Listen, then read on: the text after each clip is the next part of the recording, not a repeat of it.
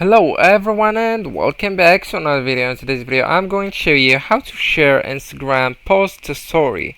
So actually guys, to do that I just want you to make sure that your account is not private, because if you have a private account people can't share your posts into their stories.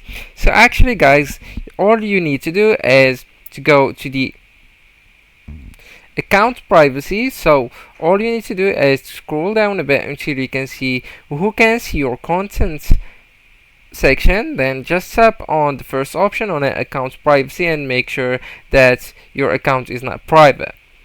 Then everyone, how you can actually share a post to your story. For example, we'll go with that post.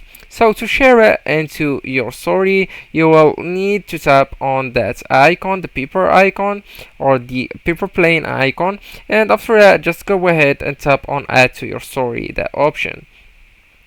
So actually guys, as you can see right now I can share it to my story just by tapping on that icon, which means send or post. So that's it everybody, thank you so much for watching and goodbye.